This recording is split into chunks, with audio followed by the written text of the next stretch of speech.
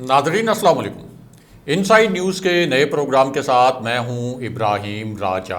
और आज हम बात करेंगे कि वज़ीर आज़म इमरान खान ने नए DGISI की तैनाती के हवाले से क्या अहम तरीन फ़ैसला किया है। इस हैरान कुन फ़ैसले से पाकिस्तान की तारीख़ किस तरह से बदल कर रह गई है। शहबाज शरीफ का इस पूरी सूरत हाल पर क्या रिएक्शन है। मरियम नवाज़ ने इसी सिचुएशन पर किस तरह के फ़ैसले किए हैं।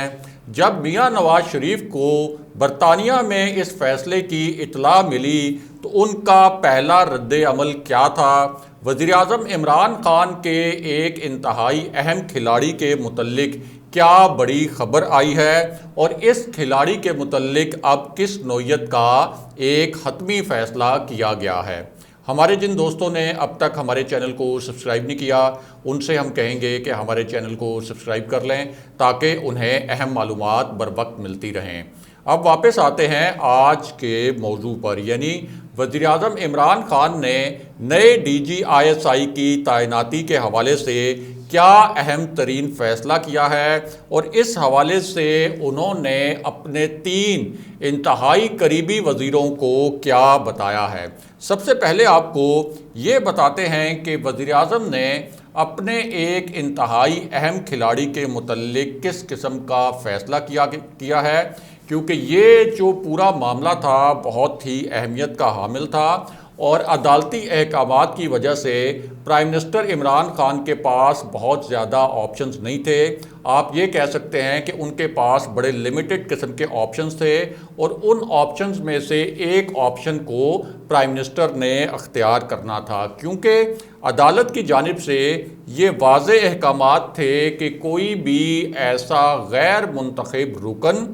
जिसको आपने वज़ीर बनाना है तो उसको आप 6 माह तक तो वज़ीर रख सकते हैं अपनी काबीना में, लेकिन 6 माह बाद उसको रुकने पार्लियामेंट मुंतखब करवाना लाजिम है। यानी या तो आप उसको रुकने कौमी असम्बली बनाएं या फिर उसको रुकने सेनेट बनाएं। अब इस पूरी सूरत हाल में शौकत तरीन जो इस वक्त प्राइम मिनिस्टर की टीम में मईशत के कप्तान हैं, वो वजारत ख़जाना से, यानी जिस तरह से वो पहले इंचार्ज थे एक मिनिस्टर के तौर पर, फेडरल मिनिस्टर के तौर पर, उनका जो ओहदा है वो वज़ीर ख़जाना से मुशीर ख़जाना में बदल दिया गया था। लेकिन अब फ़ैसला ये किया गया है कि उनको खैबर पख्तूनख्वा से सेनेट का इलेक्शन लड़वाया जाएगा और ये तस्दीक की गई है कि फ़ाटा से, जो आपका साबिक फ़ाटा था, वहाँ से अयूब आफरीदी ने इस्तीफ़ा दे दिया है और इस तरह से इस सीट पर अब शौकत तरीन को सेनेटर मुंतखब करवा के दोबारा से उनको वज़ीर का ओहदा दिया जाएगा ताकि जो माशी इस्लाहात शुरू की गई थी उन इस्लाहात का सिलसिला जारी रखा जा सके। बहरहाल अब वापस आते हैं कि वज़ीर आज़म इमरान खान ने DGISI की तैनाती के हवाले से क्या बहुत अहम फ़ैसला किया है और अपने 3 करीबी साथियों को किस तरह से इस फ़ैसले पर एतमाद लिया। तो मामला ये है कि ये जो फ़ैसला है ये एक आला सतह की डिस्कशन में किया गया। बहुत आप कह सकते हैं कि हाई लेवल की मीटिंग थी और इस हाई लेवल मीटिंग में इस हवाले से मुख्तलिफ़ तजावीज़ तो ज़ेरे गौर आईं, उसके बाद एक फ़ैसला भी कर लिया गया, लेकिन इस फ़ैसले को इस मीटिंग के अंदर अनाउंस नहीं किया गया। लेकिन बाद में प्राइम मिनिस्टर ने अपने कुछ करीबी वज़रा को, जो उनके बहुत बाएतमाद साथी हैं, उनको इस फ़ैसले से आगाह भी किया और ये इजलास एक ऐसे वक्त में बुलाया गया था और ये फ़ैसला एक ऐसे वक्त में किया गया जब ISI के इदारे के ख़िलाफ़ अब एक नई और ताज़ा तरीन एक घिनौनी मुहिम चलाई गई और इस हवाले से कुछ नए और ताज़ा इल्ज़ामात आयद किए गए। सबसे बड़ा दावा ये किया गया कि मरियम नवाज़ ने अपनी एक तकरीर में एक फ़ौजी ऑफिसर का नाम लिया था, उसके बाद उन्होंने एक स्टेटमेंट जारी किया था और उस स्टेटमेंट में भी उन्होंने ISI के एक ऑफिसर का नाम लिया था। उसके बाद, यानी आप कह सकते हैं कि चंद हफ्तों के बाद, मरियम नवाज़ ने एक ट्वीट किया था और जानबूझकर उस ट्वीट को करने का मकसद भी उस वक्त ये था कि ISI के इदारे को मुतनाज़ा बनाने की कोशिश की जाए اور اس ٹویٹ میں بھی انہوں نے اس آفیسر کا نام لیا تھا۔ اب ایک تو یہ خبر پھیلائی گئی کہ یہ جو آفیسر ہیں جن کا نام مریم نواز نے اپنی ٹویٹ میں لیا تھا، اپنے بیان میں لیا تھا، اور ان پر الزامات لگائے تھے کہ وہ اپوزیشن کی آواز دبانے کی کوشش کر رہے ہیں اور کوئی سیاسی مقاصد کے لیے ان کو استعمال کیا جا رہا ہے، تو اس طرح کے الزامات کچھ مخصوص حلقوں کی جانب سے، خاص طور پر ایسے حلقے جو مسلم لیگ نون کے قریب سمجھے جاتے ہیں، اور مسلم لیگ نون کا جو پورا سوشل میڈیا سیل ہے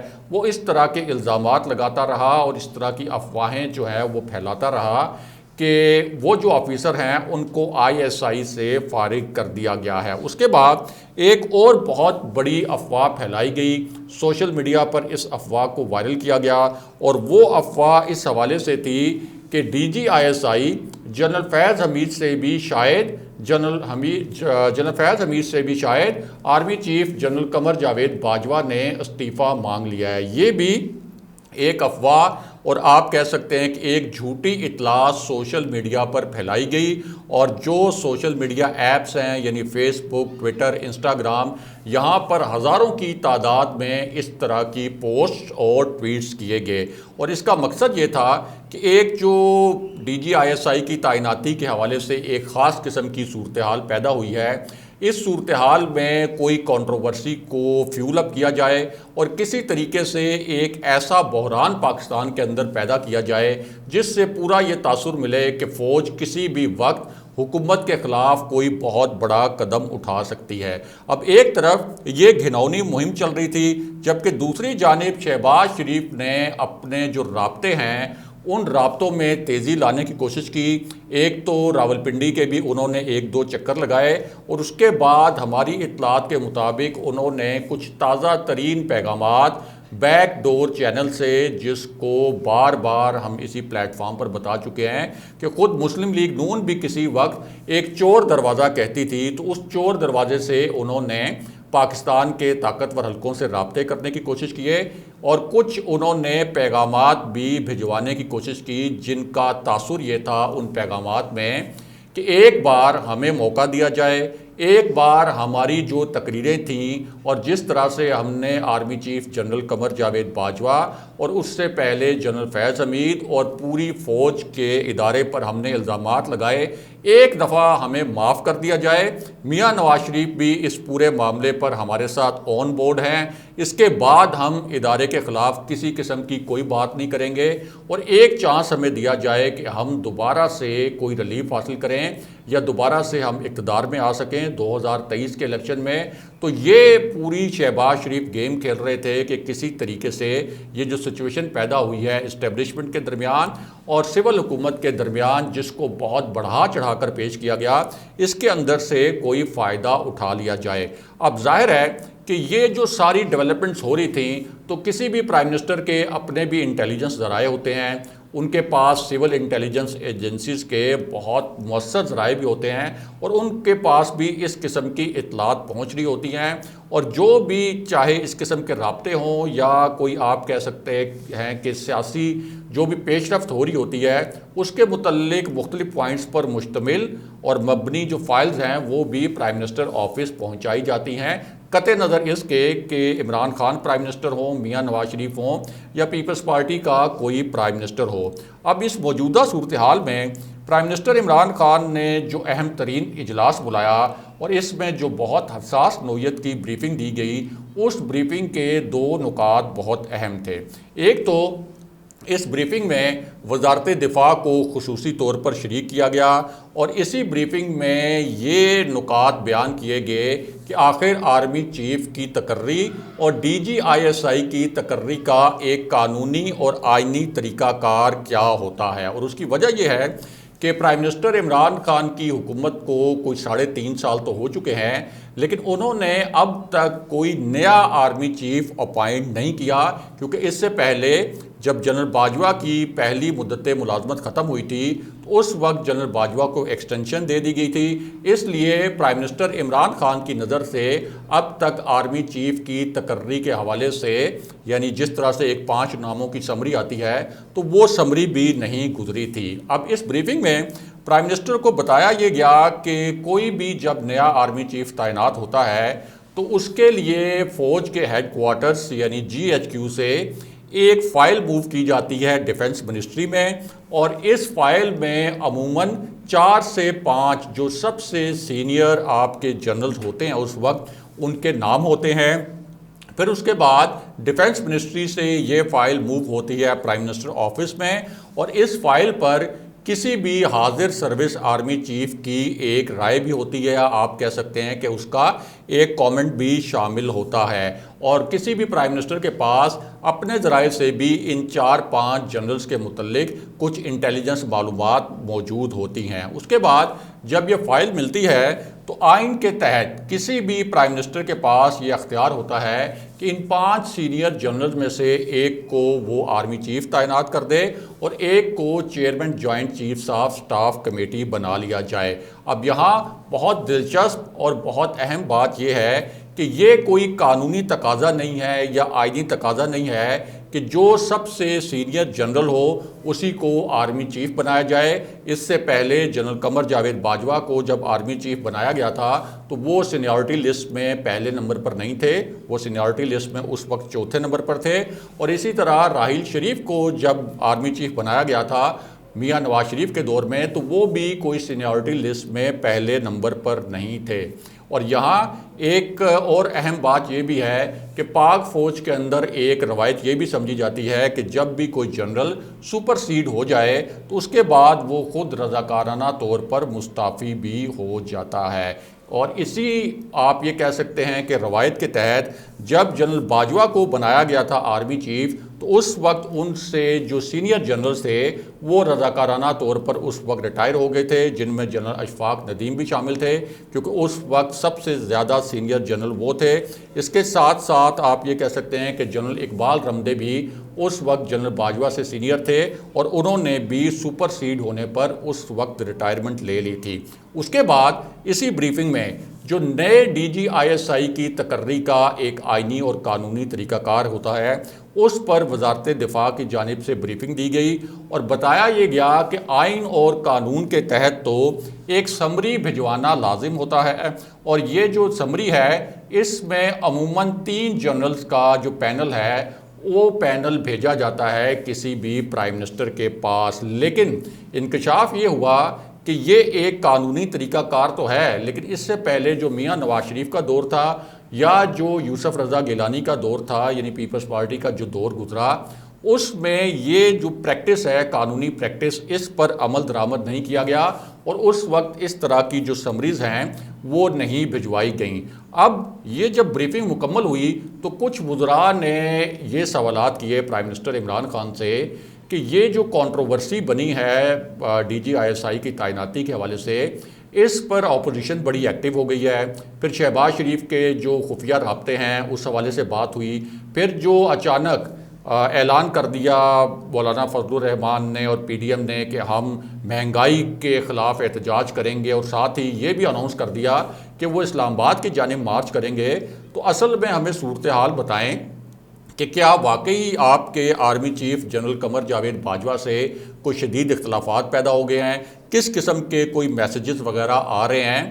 پنڈی سے اسلام آباد، اور اس وقت گراؤنڈ پہ کیا سچویشن ہے؟ کیونکہ پاکستان کے اندر جاننے والے جانتے ہیں کہ جب بھی اسٹیبلشمنٹ کا اور سول حکومت کا کبھی ٹکراؤ ہوتا ہے اس میں ہمیشہ آخری جیت اسٹیبلشمنٹ کی ہوتی ہی رہی ہے، لیکن اس بار معاملہ اس وجہ سے کچھ مختلف نظر آ رہا ہے کہ جو آرمی ہے اس کو بطور ادارہ یہ احساس ہے کہ اس وقت مسلم لیگ نون اور PDM کی جماعتیں جو اس پوری صورتحال سے فائدہ اٹھانے کی کوشش کر رہی ہیں انہوں نے حال ہی میں صرف 1 سال پہلے تک کتنے سنگین الزامات عائد کیے فوج پر، کس طرح سے فوج کے خلاف سازشیں کی، کس طرح سے army chief general Qamar Javed Bajwa کو ٹارگٹ کیا گیا، کس طرح سے ریاست مخالف نعرے لگائے گئے اور ریاست مخالف عناصر کو اپنے ساتھ ملا کر army chief general Qamar Javed Bajwa کو، پوری فوجی قیادت کو اور پوری فوج کو بلیک میل کرنے کی کوشش کی گئی PDM کی جانب سے، خاص طور پر مولانا فضل الرحمان اور میاں نواز شریف کی جانب سے، اور مریم مریم نواز کے سٹیٹمنٹس بھی اب تک سب کو یاد ہیں اور ظاہر ہے کہ فوج کو بھی یہ سٹیٹمنٹس یاد ہوں گے۔ اب اس پورے تناظر میں جو ایک عام سمجھا جاتا ہے پاکستان کے اندر کہ اسٹیبلشمنٹ کی جیت ہوتی ہے، کوئی اس طرح کی صورتحال پیدا ہو، تو اس حوالے سے بھی ڈسکشن ہوئی پرائم منسٹر عمران خان کی زیر صدارت ہونے والے اس اجلاس میں۔ لیکن پرائم منسٹر عمران خان نے دو باتیں وہاں پر کلیئر کیں۔ ایک تو انہوں نے کہا کہ مجھے معلوم ہے کہ کون لوگ اس وقت چاہتے ہیں کہ میرا اور army chief general Qamar Javed Bajwa کا ٹکراؤ ہو، کون لوگ ہیں جو یہ سازش کر رہے ہیں، لیکن ان کو یہ نہیں معلوم کہ میرا اور جنرل باجوہ کے درمیان کتنا زبردست اعتماد کا رشتہ ہے۔ ان کو یہ بھی نہیں معلوم کہ کچھ ہماری ملاقاتیں ایسی ہیں جن کی ایک میڈیا کوریج ہوتی ہے، یا آپ کہہ سکتے ہیں کہ ان کے پریس ریلیز جاری ہوتے ہیں۔ اس کے علاوہ بھی ہماری بہت سی ملاقاتیں ہوتی رہتی ہیں جن کے پریس ریلیز جاری نہیں ہوتے، اور ہم مل بیٹھ کر ملک کے دفاع کے معاملات ہوں، ملک کی فورن پالیسی ہو، ملک کی معیشت ہو یا دیگر مسائل ہوں، ان پر ہم بات کرتے رہتے ہیں۔ اور اس طرح کا یہ جو تاثر دیا جا رہا ہے کہ کوئی جی ایچ کیو کی جانب سے کچھ سخت پیغامات بھیجے جا رہے ہیں مجھے یا حکومت کو، یہ تاثر مکمل طور پر غلط ہے۔ میری جو آرمی چیف سے بنی گالہ میں ملاقات ہوئی تھی، اس میں بھی ہم نے اتفاق رائے سے تمام معاملات طے کر لیے تھے۔ اس کے بعد این سی او سی کا جو وزٹ تھا، جس میں prime minister Imran Khan, army chief general Qamar Javed Bajwa اور جنرل فیض حمید موجود تھے، اس کے متعلق بھی پرائم منسٹر عمران خان نے بتایا کہ صرف ایک میسج جو ہے، ایک میسج کے اوپر ہماری یہ میٹنگ ہو گئی، اور اس سے یہ تمام شکوک و شبہات دور ہو جانے چاہیے کہ ہمارے درمیان اور ملٹری کے درمیان کوئی اختلاف ہے، کیونکہ اگر کوئی اختلاف کی صورتحال پیدا ہوتی تو کوئی بھی آرمی چیف ہوتا، جنرل باجوہ کے علاوہ بھی کوئی آرمی چیف ہوتا، تو وہ اس طرح سے پبلکلی ایک میٹنگ کے اندر نہ آتا، اور D G I S I general Faiz Hamid بھی اس میں ہمارے ساتھ شریک تھے۔ دوسرا، پرائم منسٹر عمران خان نے یہ بھی بتایا اسی اجلاس میں کہ یہ جو ڈی جی آئی ایس آئی کی تعیناتی کا معاملہ ہے، اس پر جو میں نے فیصلہ کیا ہے، اس فیصلے سے میں نے army chief general Qamar Javed Bajwa کو بھی آگاہ کر دیا ہے۔ انہوں نے اس فیصلے پر اطمینان کا اظہار بھی کیا ہے، اور اس کے بعد جب یہ اجلاس ختم ہو گیا تو ہمارے ذرائع کے مطابق پرائم منسٹر عمران خان نے اپنے کچھ قریبی ساتھیوں کو ڈی جی آئی ایس آئی کی تعیناتی کے حوالے سے جو انہوں نے فیصلے کیے، ان پر اعتماد میں بھی لیا۔ ایک تو جو انٹرویوز والی بات تھی کہ ڈی جی آئی ایس آئی کے تعیناتی کے لیے کوئی 3 جنرلز کے انٹرویوز ہوں گے، اس کے متعلق یہ کلیئر کر دیا گیا کہ کسی بھی بدگمانی سے بچنے کے لیے یہ انٹرویوز نہیں ہوں گے۔ دوسرا، پرائم منسٹر عمران خان کی جانب سے یہ عندیہ بھی دیا گیا ان تینوں منسٹرز کو کہ اس سے پہلے جو جنرل قمر جاوید باجوہ کی جانب سے نام بھیجا گیا تھا جنرل ندیم انجم کا، اس میں صرف معاملہ یہ تھا کہ وہ تحریری طور پر نام نہیں آیا تھا، لیکن اب چونکہ جنرل باجوہ کی مشاورت سے یہ معاملہ سارٹ آؤٹ ہو گیا ہے، تو انہوں نے اپنے وزراء کو یہ بتایا کہ جنرل ندیم انجم ہی نئے ڈی جی آئی ایس آئی ہوں گے، اور یہ بات طے کر لی گئی ہے۔ اگلے پروگرام تک کے لیے خدا حافظ۔